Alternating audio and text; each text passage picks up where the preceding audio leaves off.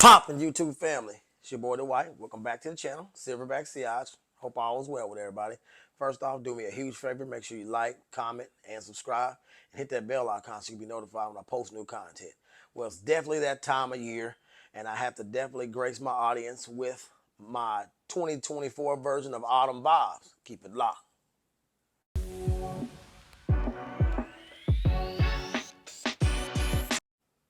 Well, let's get down to business.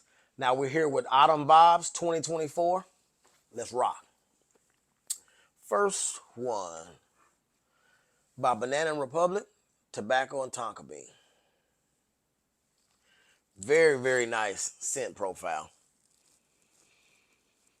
But what you really get with this one here, you get some plum, you get some coconut, and you get the tobacco and tonka bean like the title of the fragrance says. It's not crazy powdery with the tonka bean, but it is sweet. So it's a very sweet fragrance that gives you a hint of tobacco, which is kind of strange for a tobacco and plum mixture in a fragrance. I think that's one thing that's about it that actually intrigues it for me.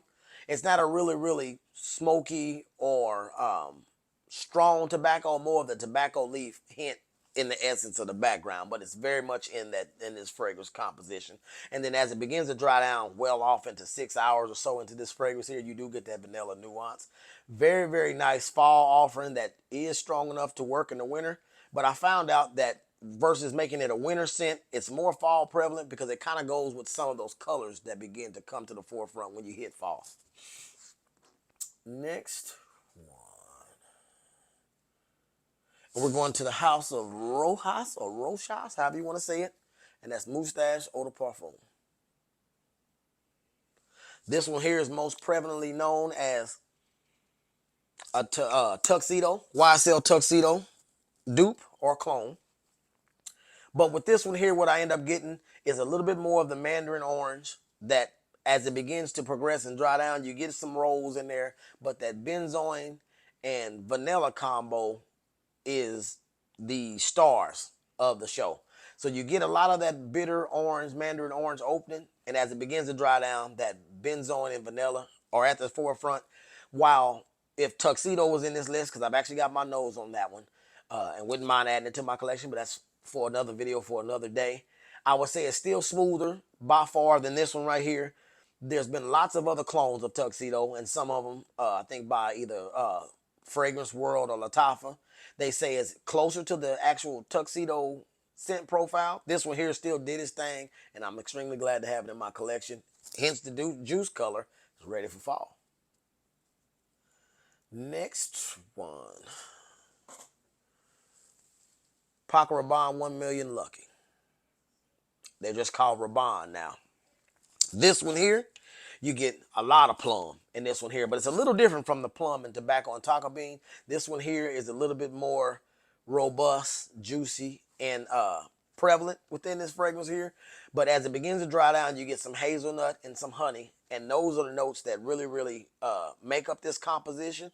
It's a crowd-pleasing scent profile, compliment monster. I get lots of compliments when I wear this particular fragrance right here, but to me, it hits the forefront better when you wear it in the fall, when you're beginning to kind of come out of the short sleeve shirts and the shorts and stuff like that and put you on a nice pair of pants and a nice button-up long sleeve shirt. That's when this fragrance to me is at its best, and it's a very good one for fall, even though they're saying that it could be getting discontinued. It just hasn't done it yet. Next one. We're headed to the house of Afnan with 9 p.m. Now this one here is a TikTok sensation, Instagram sensation. Very popular for being a clone for Jean Paul Gaultier's Le Male. I think it's the Le Male in the dark blue bottle. Name skips me sometime. But with this one here, instead of the pear that fragrance brings to the table, this one here brings a nice green apple accord. To me, it lasts at least 2 or 3 hours longer than Le Male does. And Le Male Ultra Male is what they actually call it. Came to my mind now. But like I said, with this one here, you got the green apple instead of that pear accord that's in that fragrance. This one here is stronger, lasts longer. And if you ask me, the scent profile itself and the whole composition is a lot smoother than the Le Male. for whatever reason. So I'm not quite for sure how the original didn't end up being smoother than the clone, but this is one of those small instances where I would say the clone is better than the original. So I'll always have this one in my collection. Probably will never have the other. Perfect for fall. Next one, fairly new to the collection. And we're going with Fragrance World's Moonlit Night. I just recently did a video on this one right here. So I won't necessarily just give a full breakdown on all the notes and all that because I've already did that in that video. But this one here is a very oriental, spicy, but sweet offering that's actually a clone of the Dolce & Gabbana Luminous Night. So it does have the note of dates in there, which gives it this sweetness and some sage. And there's a little spice involved with black pepper and just a hint of bergamot in the background, but the dates note is the star player in this entire composition. But as it begins to dry down, you get some oriental spice, some incense, and the black pepper does continue to hang around to make it a spicy, oriental, sweet date fragrance. Perfect for date night, perfect for fall. Next one, extremely new to the collection, and that's going to the house of Azzaro, Pour Homme Intense. Now, one thing about this list is going to consistently have amber colored juice in there.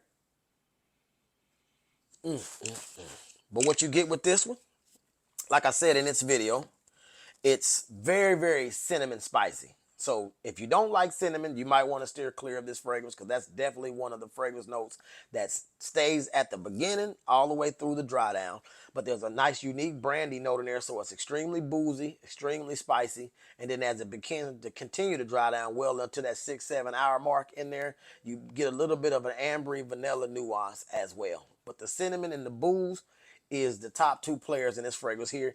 To me, perfect for fall weather and the fall coloring and the fall dress, but also I would, in my humble opinion, gone too soon. I'm not quite understanding why that they discontinued this one here. I don't know. Maybe it's just a situation where a lot of people don't necessarily like fragrances that have that barbershop fougere either at the forefront or in this case here in the background. But it's a very pleasant scent that I will spray sparingly, but we'll be reaching for this fall. Next one, a 2023 release, and that's to the house of Jean Paul Gaultier with the Lamel Elixir. Wonderful bottle. Very good. I can smell it through the atomizer.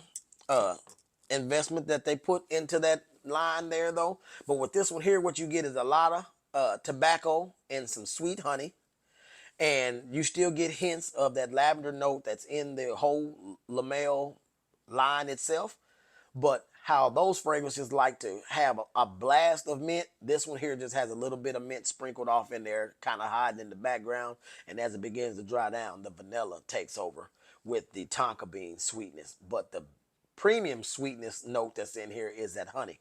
It makes it very unique, very quality, and in my humble opinion, one of the top releases that I got a chance to get my nose on in 2023, and I'm happy to have a bottle.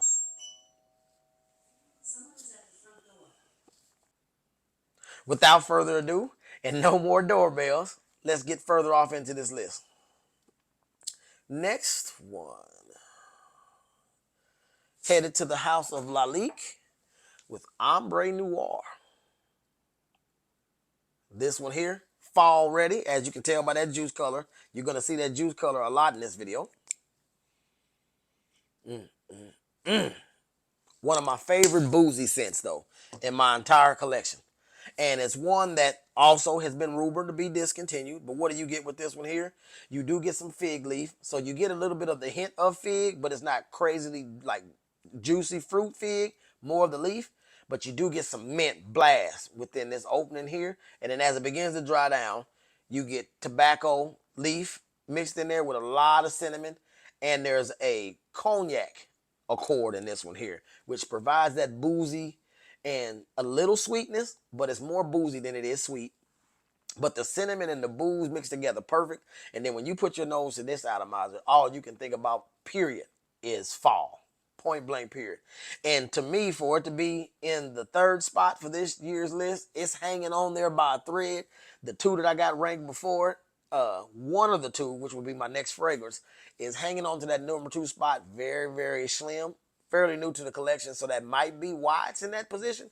But this one here, I'm going to have it in this list as long as I possibly can, because this Ombre Noire is dope. And if you do look to add this to, excuse me, to your collection, you'd have to go to Jama Shop. I think they had it on there for around $70 price point, and they also had it on fragrancebuy.ca. I've seen it there the most on Fragrance Buy. Second to last, and very new to the collection, it's Paris Corner Rukat. A very, very popular clone of YSL's Baby Cat. And to make a long story short, with this beautiful vanilla scent right here, it's a smoky vanilla scent that is very strong. It lasts a very long time. To me, puts me, from the very first time that I've got my nose on it, puts me in the mind of autumn and fall. But it's one that, to me, if you hit you a nice sweater with, it's gonna do its thing. You can dress it down a little bit, but to me, I still would like to look nice when I wear this one here. But it's a little bit more dress downable than certain ones in the collection, of this autumn collection. But what I'm led to understand, it's a dead ringer for Baby Cat, just not quite as smooth.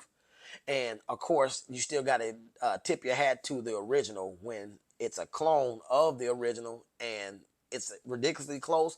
But I imagine the original being smoother. But at that $300 price point, it may take me some time to get myself a bottle of it, and it's hard to find. Excellent for fall. And last but not least, we're going to the house of M. Micallef with Desirtoxic at the number 1 spot. Now this fragrance right here, very, very green to a certain extent, extremely spicy with the cardamom spice and the cinnamon that's in this fragrance right here. But you do get some tart black currant, a hint of tonka bean, and when that cannabis note that's listed on here, it does not smell dank or stank or make you smell like you've been smoking or hanging out with Snoop and them. This one here is more of a green tinge to the entire fragrance. It's a very, very classy scent, and if I was to say that Parfum de Marly Layton and a mixture of Dior Sauvage Elixir came to one another, then you'd get this fragrance right here. But this one here is a little smoother than both of them, and to me a little bit more sophisticated, would be considered the big brother to those two fragrances. Now, what do you have in your list for fall or autumn, or at the top of the list of things that you're going to be reaching for? Leave a comment in the comments and let me know. If there's a fragrance that you know of that's came out recently that you know for a fact that I should get my nose on, that would actually make it into a fall list, if you got any inclination on how my taste goes by watching the channel, leave a comment and let me know what you think. But this is Autumn Vibes 2024, and I'm out. Peace.